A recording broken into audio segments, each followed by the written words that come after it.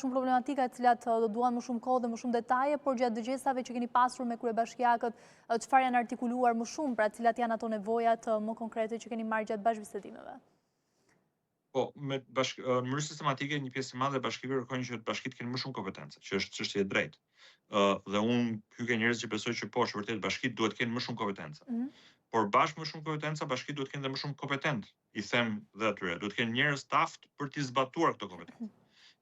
Pra, nëse ti thua që ne duhet kemi më shumë kompetenca në çështjen e urbanistikës dhe zhvillimit urban territorit, kjo thotë që duhet të kesh urbanist, arkitekt, inxhinier. Nëse ti kërkon më shumë kompetenca në çështjet e shërbimit sociale, kjo thotë që duhet të kesh punonjës social, psikolog, sociolog që din ta bëjnë këtë punë specifike.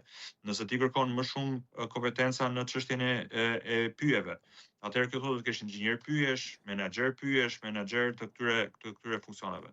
Nëse kërkon më shumë funksionet e ujit, do thotë që të kesh inxhinier hidro dhe njerëz të aftë që din ta bëjnë këtë funksion në mënyrën se si duhet.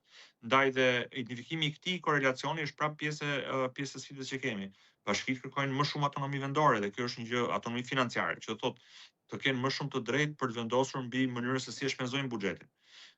Por kjo lidhet kursisht me sa para bashkitë ja dalin mbledhin nga territori i tyre nëpërmjet taksave dhe tarifave. Dhe aty kemi problemin që bashkitë duhet që të kenë mundësi të forcohen në nivelin e autonomisë, pra sa vendimarrje marrin mbi financat, është e lidhur me sa para mbledhin nga territori.